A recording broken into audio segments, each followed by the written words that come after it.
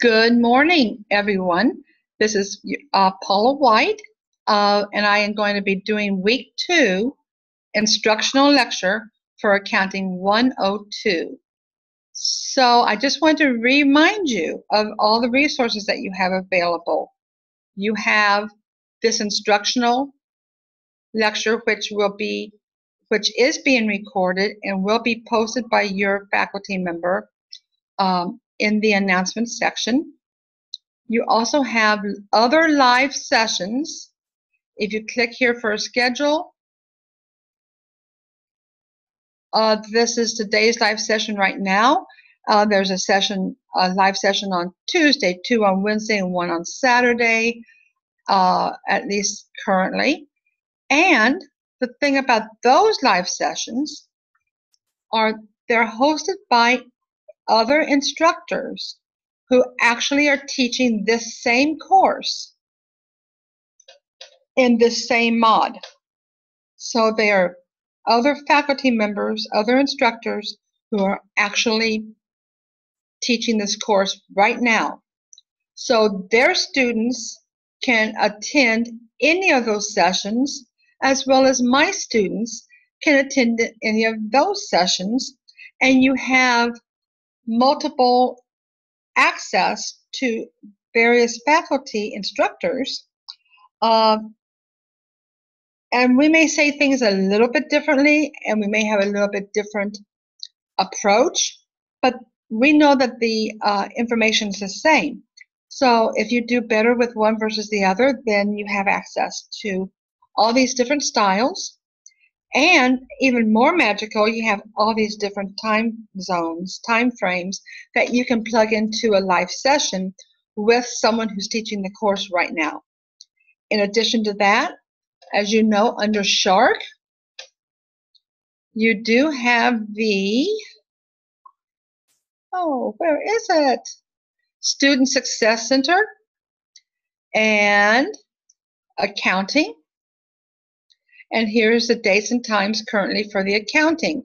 Your instructor also will be posting flyers out by the accounting folks in the Student Success Center. In addition to that, I want to let you know about one more thing that's very, very cool in this mega course structure, and that's, I believe, in modules. In your course home, of course, you have your vital resource ebook. Your ebook is always a great source. However, right below it is a mega course lecture videos. There are 5 to 15-minute videos for each, covering the material for each week of this course. So last week, week 1, was on closing entries, and here's a video. On week 2, this is the video, and so on. There's a week 3 video as well as a week 4 video. And they're 10 to 15 minutes at most, and you can play them over and over and over again. And since they're videos, you have access to them 24/7. So take advantage of all of the resources that you have available. And I want to first give you an overview of week 2's homework, just to show you where we're going. Then I'm going to do a PowerPoint presentation covering that material, and then we will revisit more specifically the second time the homework assignment for week 2 of this course. So let's take a peek at where we're going.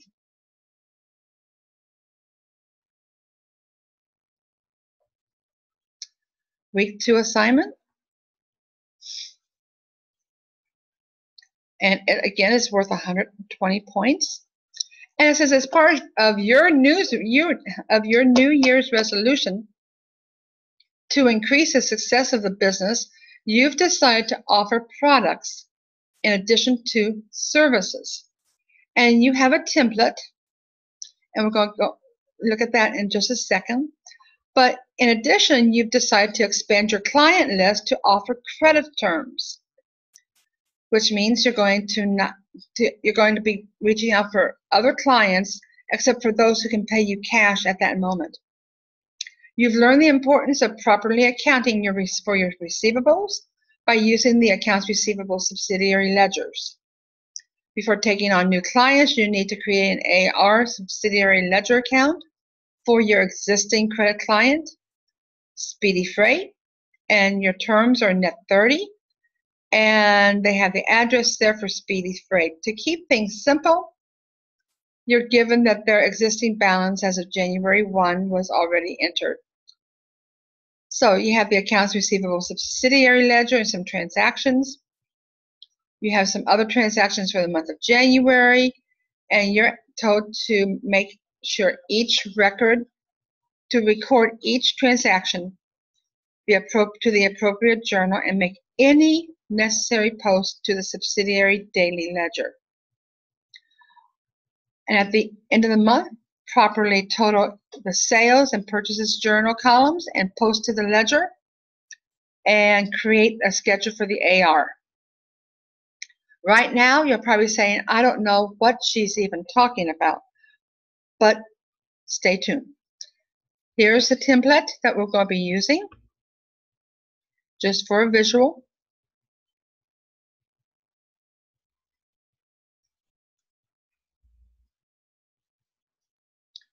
And like before, you have a general journal, but now you have a special journal called the sales journal. And that's the subject of today's lecture. So go to the ledgers. You have your general ledger like before, which has, this is a part of a general ledger, has your accounts receivable, sales tax payable, fees income, sales, and sales returns and allowances.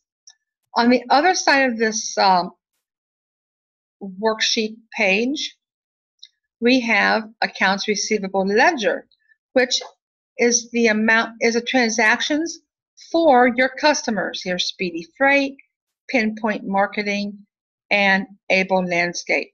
So these are the accounts receivable ledgers by customer. So how does this all fit together, and what do you do with it? So let's then just minimize that and go to the PowerPoint presentation.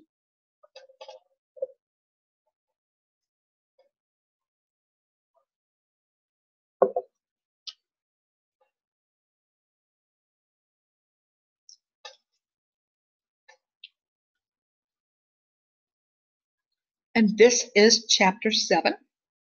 The remaining chapters for this course, today is Chapter 7, next week will be Chapter 8, and we finish it up with Chapter 9, and that would be the material covered in Accounting 102. So, accounting, I'm going to make sure I'm recording this, yes.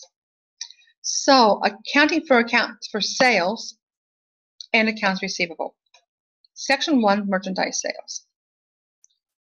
And our objectives are to record credit sales in a sales journal and to post from the sales journal to the general ledger accounts. First, this is just a listing of journals used quite often by merchandising businesses. Can anyone tell me what a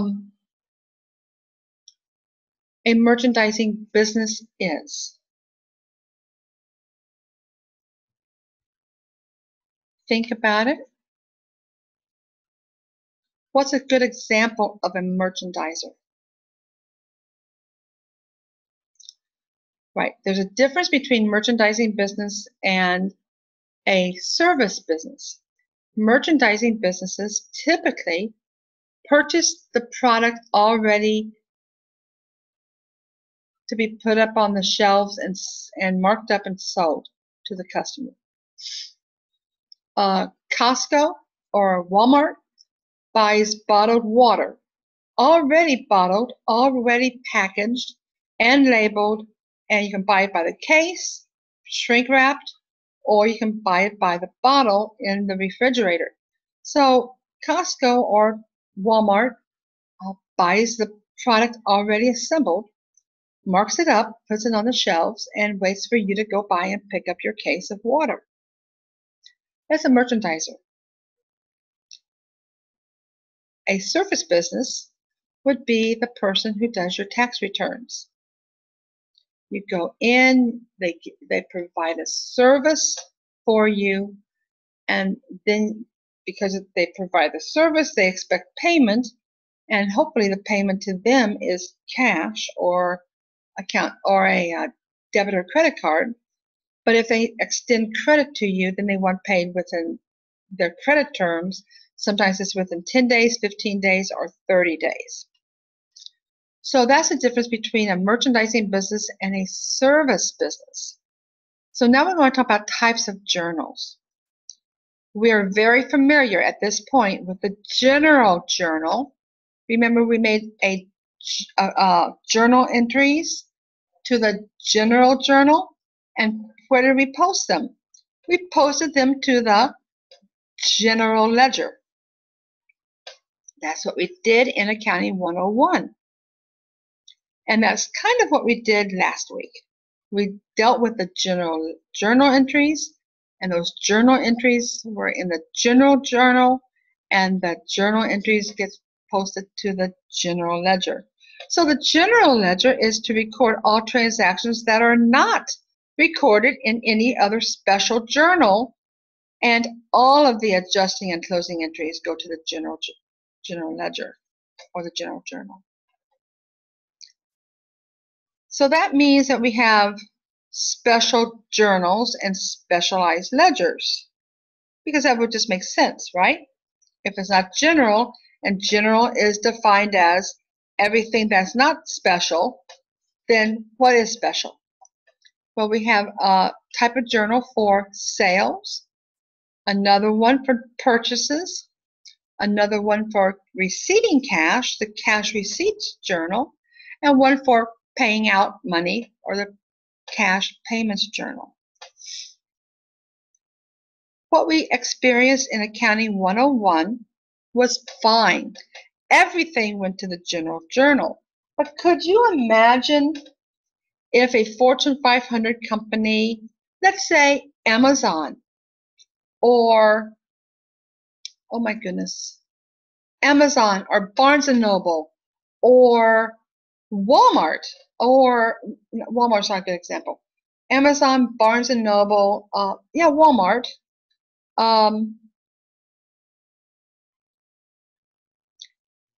any business that has a lot of sales and a lot of customers. Every time a person goes through the checkout line, are you going to stop and then quickly make a journal entry debiting cash or accounts receivable and crediting sales? Every time you go through the grocery line, every time someone goes through and checks out at Walmart, are you going to make, is the accountant or the system going to make at that moment for your one transaction a debit to AR or cash and a credit to sales? I say no, because I think that would be kind of overkill, and one person would be responsible for the entire journal and general ledger, and the entire business falls on one accountant or one group of accountants, and you can quite easily lose control if you have 1,000 transactions an hour. Do you see kind of how posting everything at every moment in the general journal and general ledger could become quite a cumbersome job to perform, and to perform without any errors?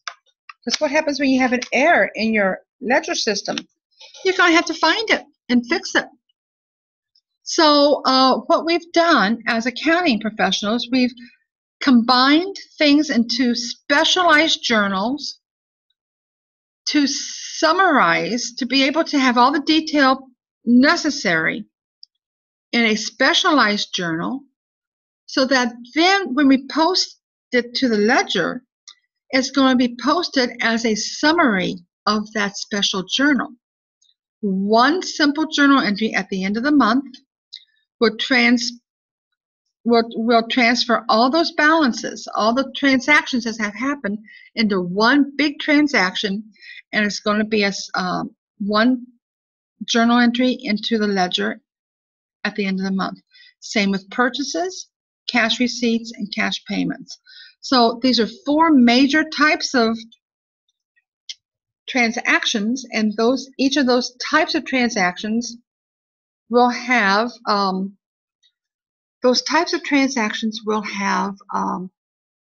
similar characteristics. So instead of continuing to talk about what they are or aren't, why don't we continue on ledgers? So type of ledger would be the general ledger, and we have an accounts receivable ledger for those folks who are credit customers, and we have an accounts payable ledger for our people that we owe money to, for who has extended us credit to buy things from them. So here we have the general ledger has assets, liabilities, owner's equity, revenue, and expense accounts. The AR ledger has accounts for the credit customers. And the AP has accounts for credit vendors and suppliers and other creditors that have extended credit to our business.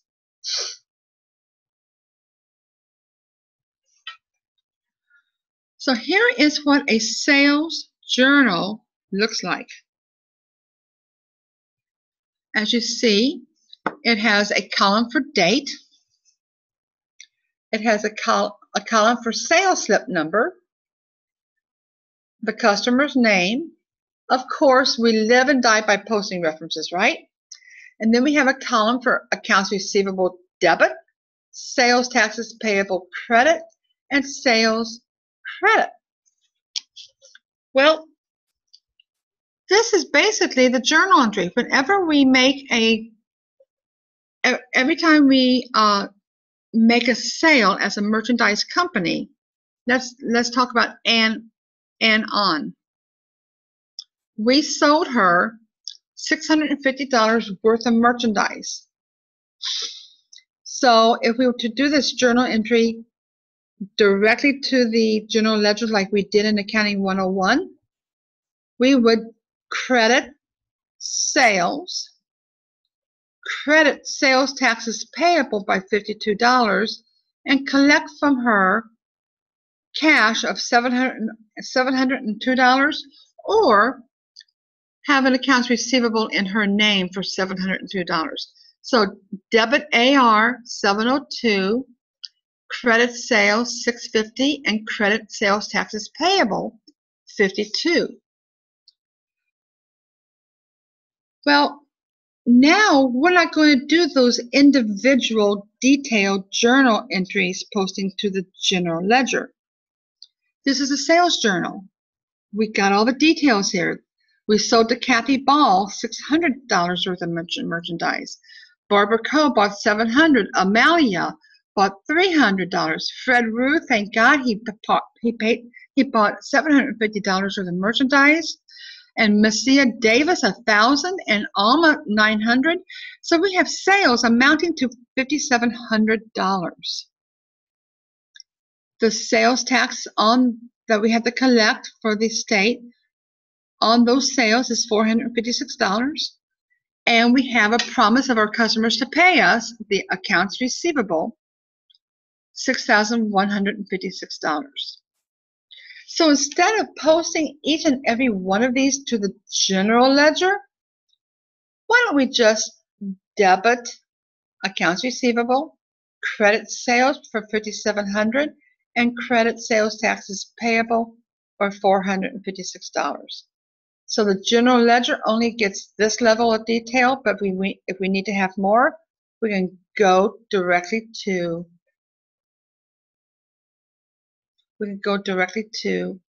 the sales journal.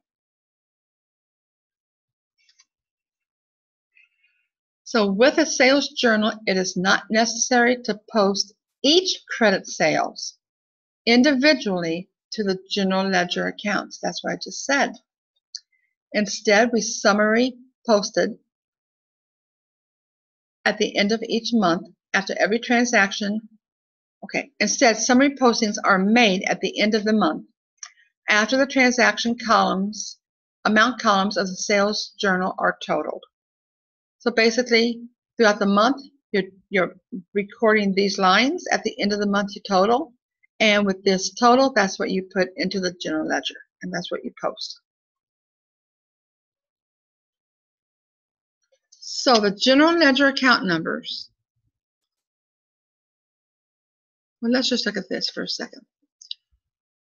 Up here is the same page that we had here, 6156 and 5700.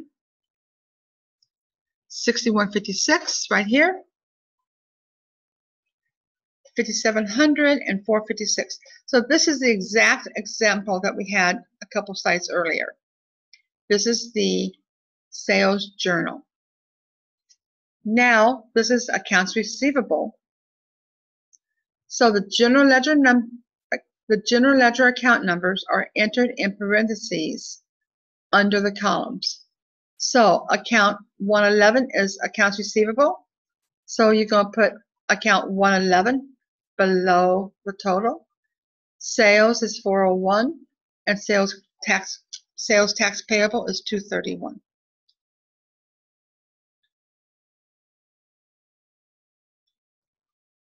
So this is how we post to the accounts receivable ledger, or the accounts receivable account in the general ledger.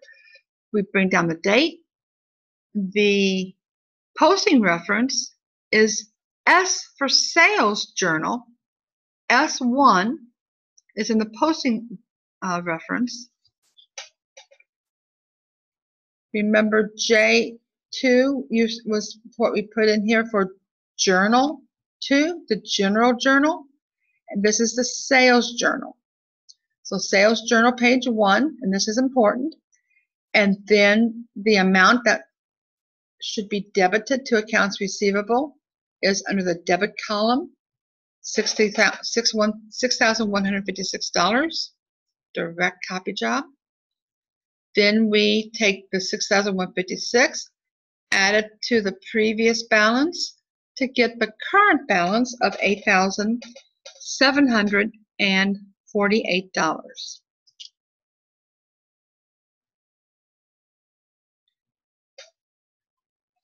Okay, so that's one column.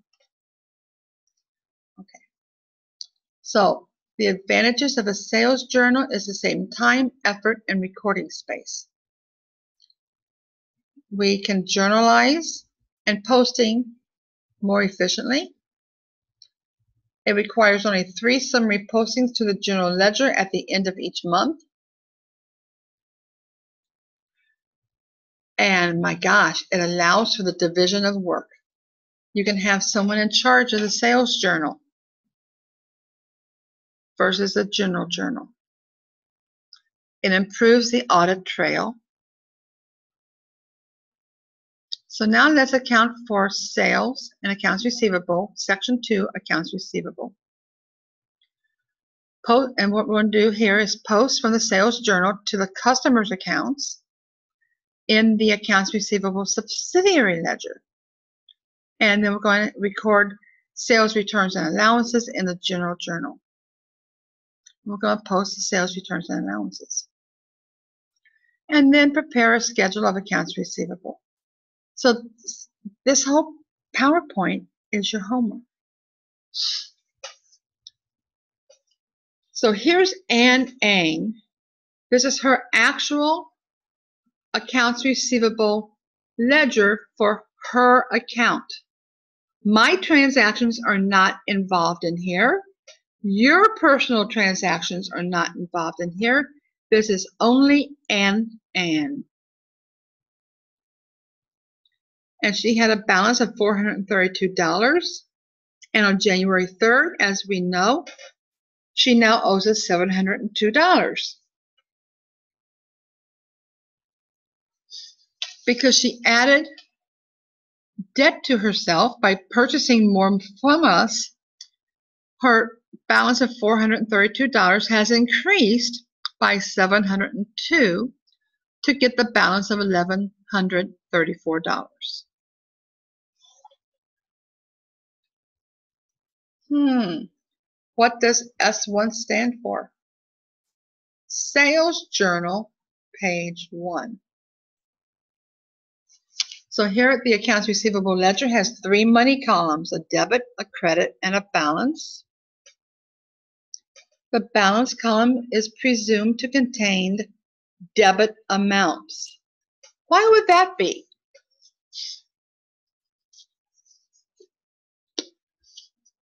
What type of a ledger is this? Account receivable ledger, where the title says account receivable ledger. What type of an account is accounts receivable? It's an asset account, and assets have a normal balance of debits. So that's why it says the balance column here is presumed to contain a debit balance because it's accounts receivable and asset.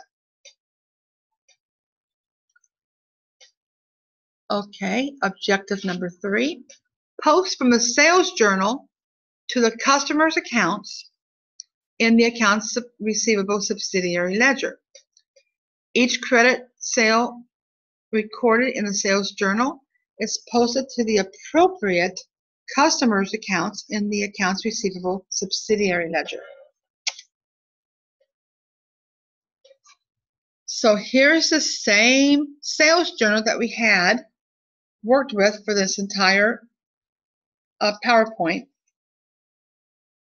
And we already posted the accounts receivable debit total to the AR at the end of the month. But what about maintaining Ann's personal accounts receivable account? So here's Ann's account. This is her personal address, and balance was $432. Okay, so step 1, transfer the transaction itself, the date to January 3rd, the sales slip number from the sales journal, 1101, comes down here as a description. The posting reference is the sales journal, page 1, which is S1. The AR debit for her is $702. So you put that debit here. And since she had a debit balance of $432, this $702 gives her a personal balance of $1134. And then point number 6 is you check off the posting reference from in the sales journal because you've done, you already have posted it to Ann's account.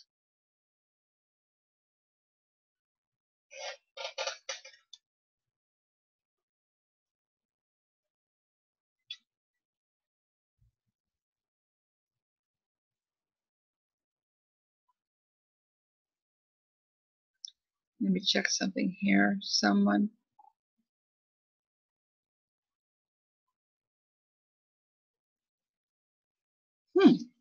We have someone who cannot attend the lecture. I don't know why. Okay. Let's continue. We have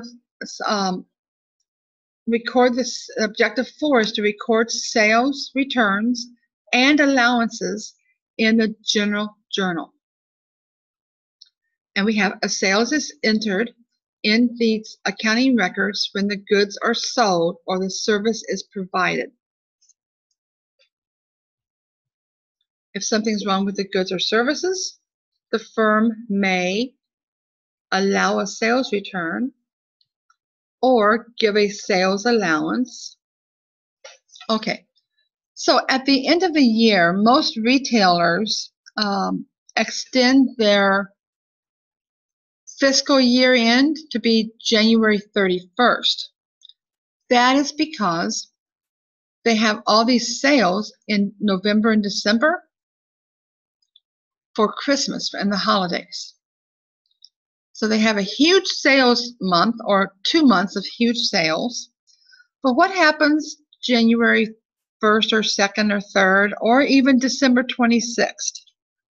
A lot of people go in and return everything they got at the holidays and then either get cash or repurchase a different size, a different color, a different type of merchandise itself. So that would be an example of a sales return. You bought an item for $100 plus sales tax, so you owe $110. And after the holidays, the person you gave it to doesn't like that color shirt or whatever it was, and you say, okay, here's our sales receipt, go ahead and return it. So they return it. The business basically has to do something in the general journal for the sales return. Now, what do you think a sales allowance would be? The sales allowance is you find the ideal clothing item. You've been looking for it. And you found it. It's the right size. It's the right color. It's the right cut. It's the right material. But it's flawed somehow. There's a dirty mark on it. There's a missing button, or a button's about to fall off. So you just can't put it on and wear it because you have to sew the button on, or you have to wash it first because it's got this dirty spot on it, which isn't greasy, but it's just dirty. So you may say, hey, I really want this item. However, look here, it's defective. Can you give me something off for this? And they may give you $5 off. They'll give you something off usually because they don't want to continue to carry this if they know that there's an issue and you're willing to take it, but you don't want to take it for the total price that they're trying to sell it to you for. So that would be an allowance. If they were able to give it to you, if you were able to buy it for $90 instead of $100, then they just gave you a $10 sales allowance. So that's the difference between a sales return and a sales allowance.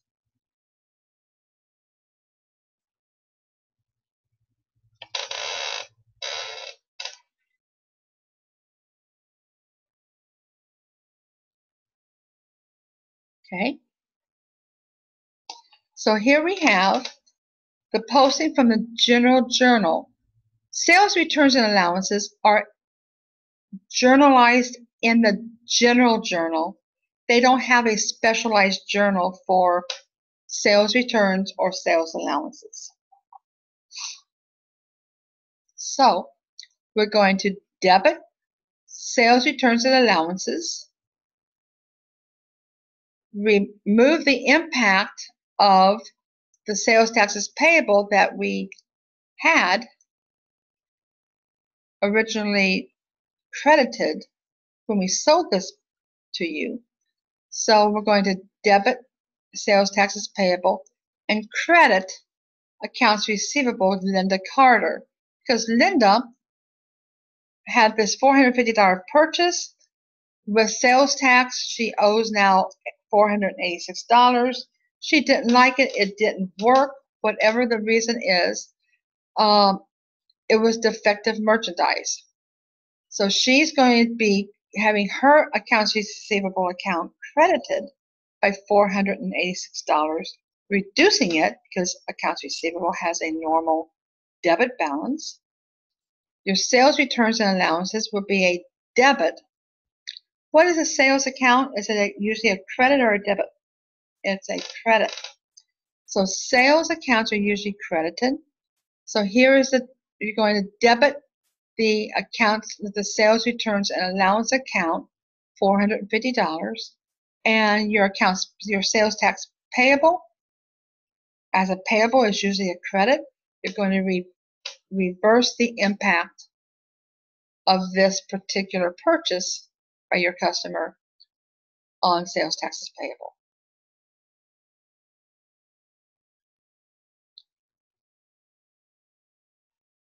This account right here for the $450, the sales returns and allowances, you may be asking yourself, well, it originally hit the sales account with a credit. Why don't we just hit the same account with a debit, just like we're doing AR and accounts and sales taxes payable? Why are we dealing with the sales returns and allowances account? Instead, just put it directly to sales.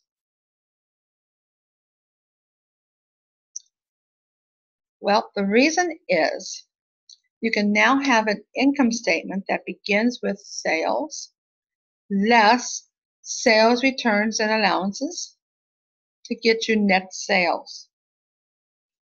If you just put everything into sales, including the returns and allowances, you will not be able to find how much of your sales actually came back as returns or allowances. And you really want to know that because what does a sales return or allowance indicate to a business?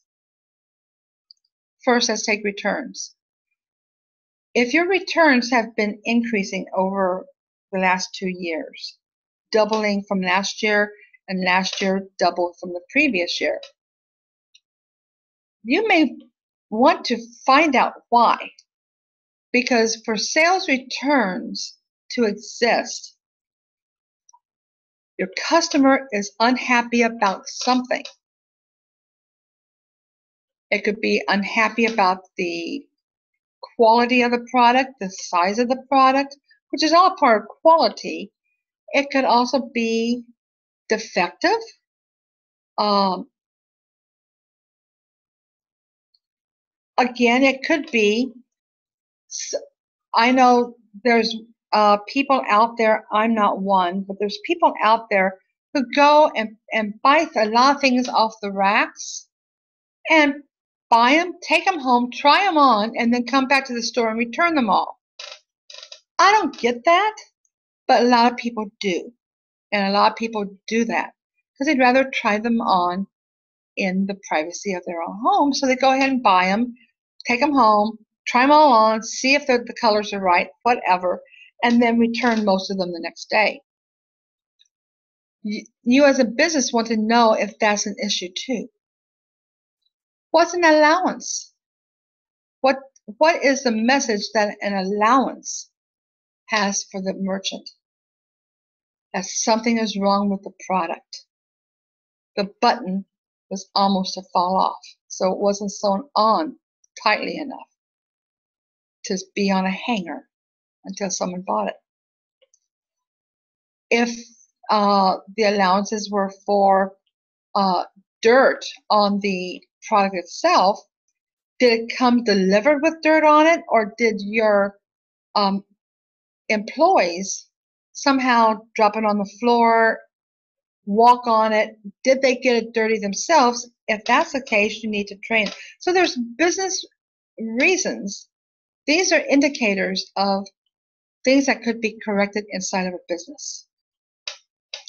So that's why we have sales returns and allowances in a separate account and not blended inside of the bigger account called sales.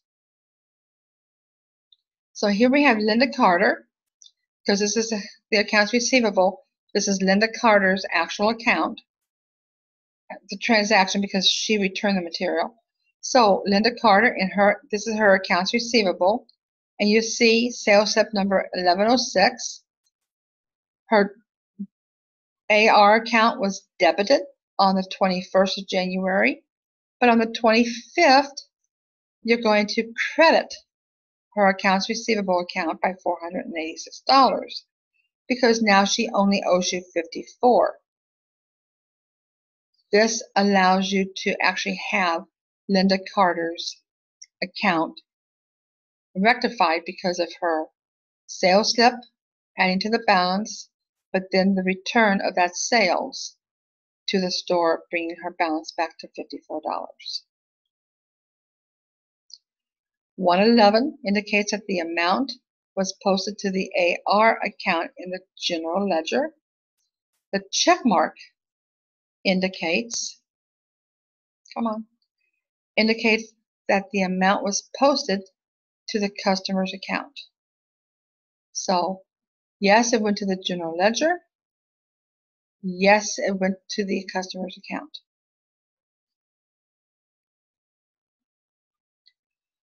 So now you have max out sporting goods. Income statement, partial income statement. So you have here revenue, which is sales less sales returns and allowances, $27,500 less $600 will get you net sales of $25,100 because this is the gross sales and this is the amount of the allowances or this is the amount of the returns.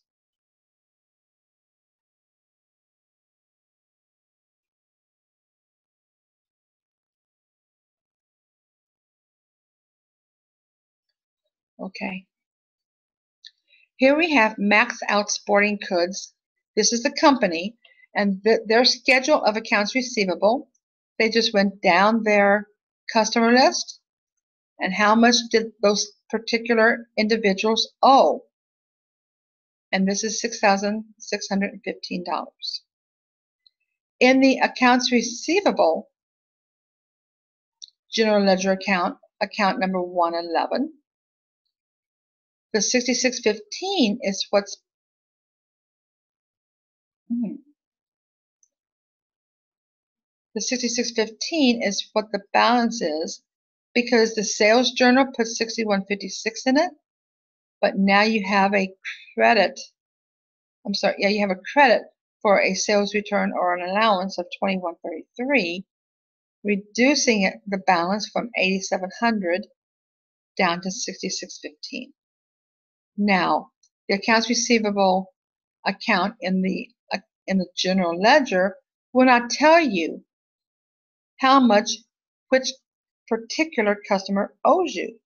Because remember, this number was a summarized number, the total of all sales transactions that happened during the month.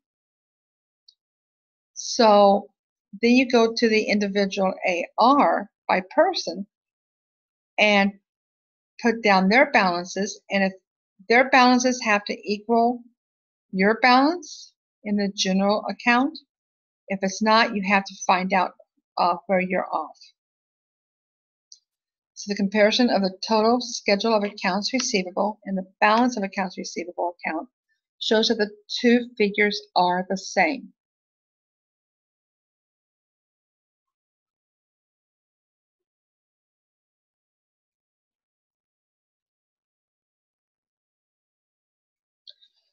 Okay. Are the same. There's a 6615. And here we have accounting for sales and accounts receivable. Section 3, special topics in merchandising. Let me reject this. This person's trying to get into the meeting and she's having difficulty.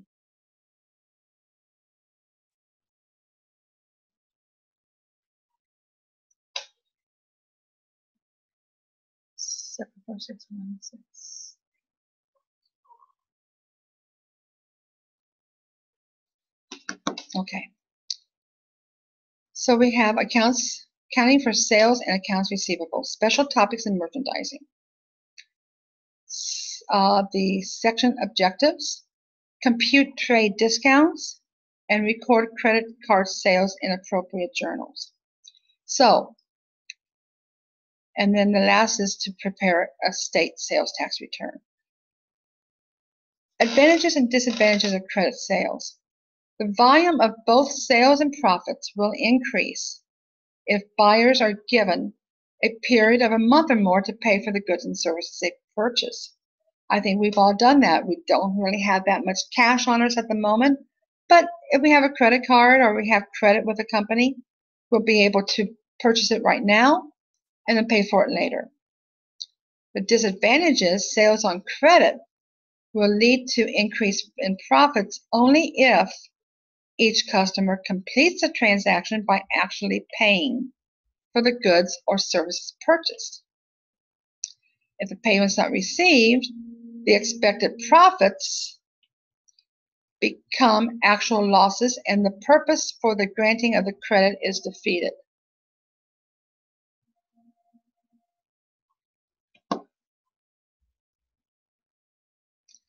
And therefore, the businesses need to closely analyze a customer's ability to pay before granting credit. And I can attest to that. That's a huge issue. Oops. And that's the completeness of the, let's talk more about that.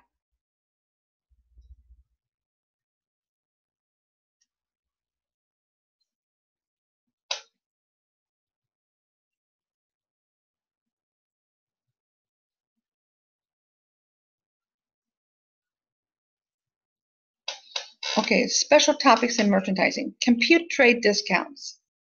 Often you may hear in business, well, they gave me a discount. They got me on a net 30, 210 net 30. And that means 2% if I pay within 10 days, else I pay the entire balance by 30 days from now. So 210 net 30, 115. If I pay my entire balance off in 15 days, I can take a 1% discount and pay them only 99%. Else I have to pay 100% of what I owe them within 30 days. So that's what a trade discount is.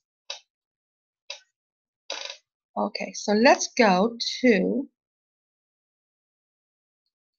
the Excel once again, and the part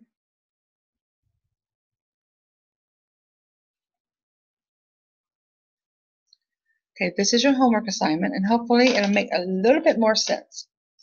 As part of the New Year's resolution to increase the sales of your business, you've decided to offer products.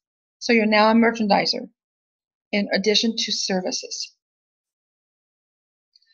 Your template, and we're going to go through that again. Additionally, you've decided to expand your client list by offering credit terms. You have learned the importance of properly accounting for your receivables by using AR subsidiary ledgers. Before taking on new clients, you need to create an AR subsidiary ledger account for your existing client, Speedy Freight. The terms originally offered were net 30, so he doesn't get any discount. So terms of net 30 means he's got 30 days to pay the entire balance. Speedy's freight account is 123 Elm Street, My Town, YS. And to keep things simple, their existing balance as of January 1 is already entered. So targeted marketing to some local companies yielded some new customers. So now you have Pinpoint, Able, and Smith Jones. So let's look at that file once again.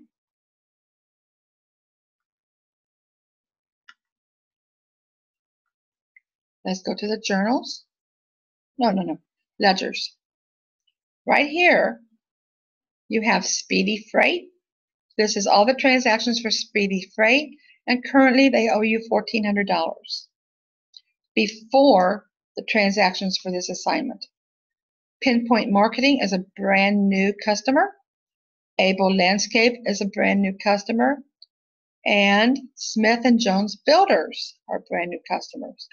Again, just like in Accounting 101 and last week, we expect something in each one of these yellow boxes.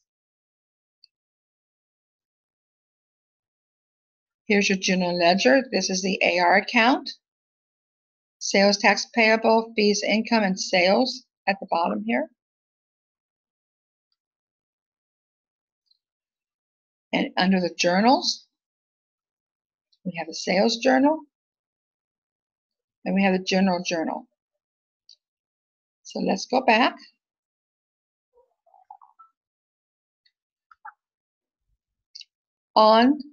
Record the following transaction for January. January 10th, sell a new desktop computer to Able Landscape. $2,200 plus 7% sales tax. Sales tip 103. $2,200 sales, okay. So let's go to the sales journal. I believe it was January 3rd. Sales tip number 103. Customer's account debited will be, was it Able's? Able Landscape.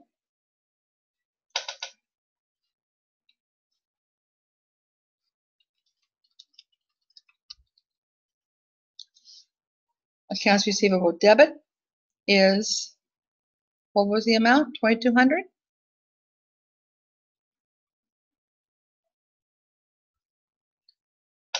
Equals 2,200 times 1.07 for sales tax.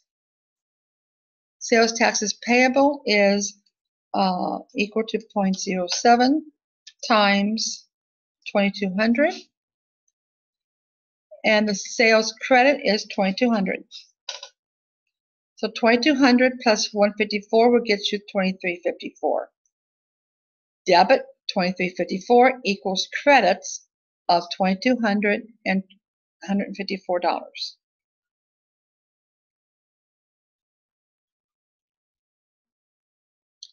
And then you continue on. You sell a network system, you sell a new server, you sell software, you sell Speedy Freight.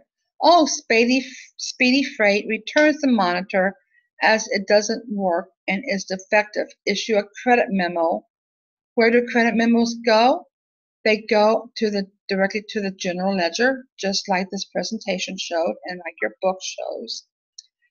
And they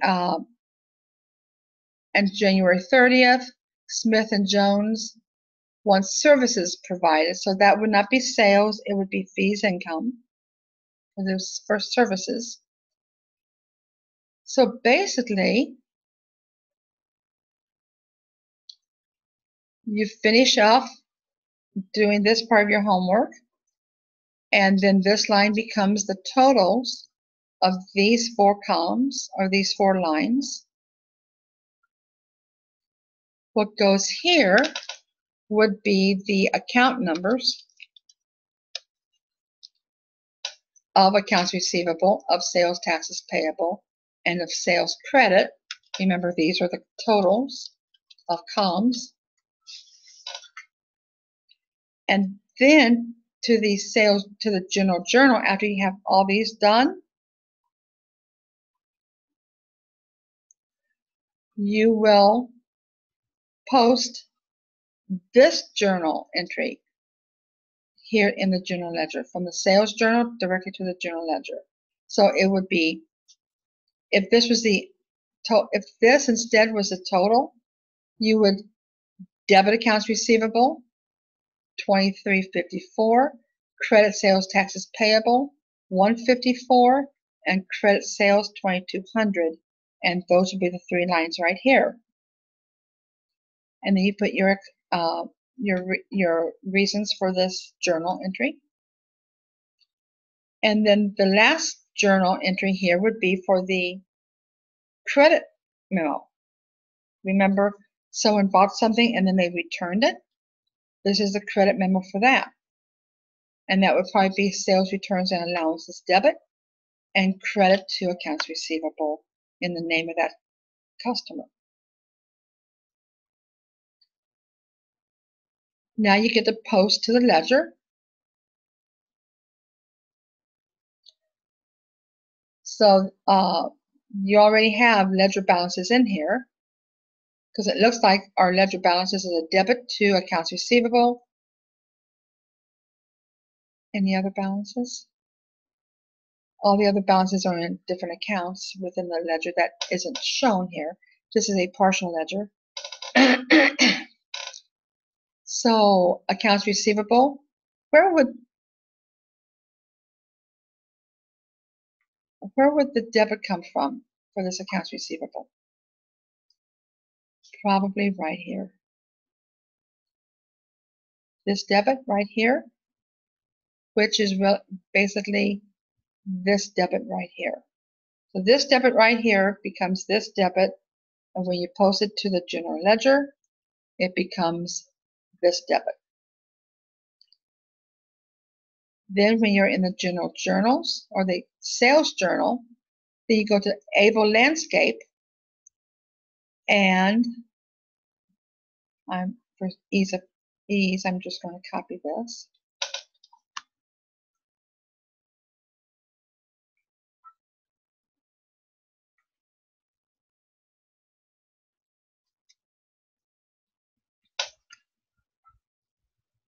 So Able Landscape, this is accounts receivable. They owe you $23.54. Posting reference would be Sales Journal, page 1, I believe it was. And you put the description of what they purchased and the date. And this becomes $23.54 total.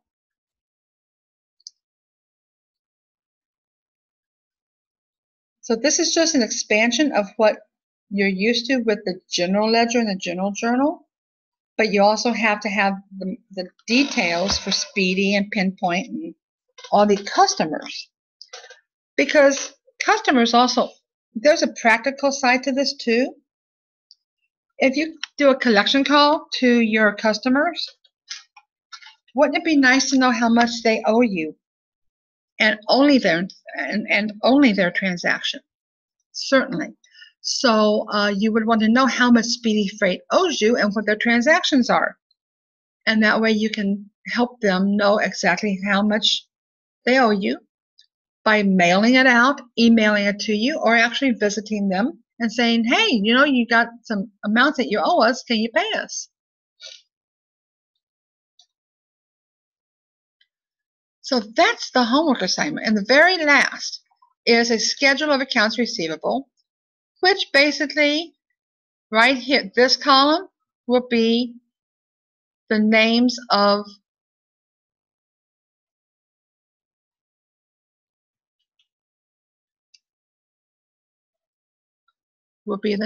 your customers. Smith & Jones Builders and the other 3. This right here would be the balance in the accounts. And for the first one, it will be, and then this is your total. This total has to equal your general ledger account balance. This balance right here has to equal this total right here. And it even reminds you that, does the total match the current balance in the general ledger? And you say yes or no. The answer should be yes. Or else your individual customer level detail adding up to the total customers doesn't equal what the total customer balance should be. So you would have a problem. And it's usually just a posting problem or a posting error. You forgot to post something to the account for the customer and you put it to the general ledger instead. So hopefully this has helped with the lecture and the homework for week 2. And I'll see you next week, same time, same place. It's 11 o'clock. And again, remember your resources, your textbook, the Student Success Center, other sessions in the live sessions on the schedule.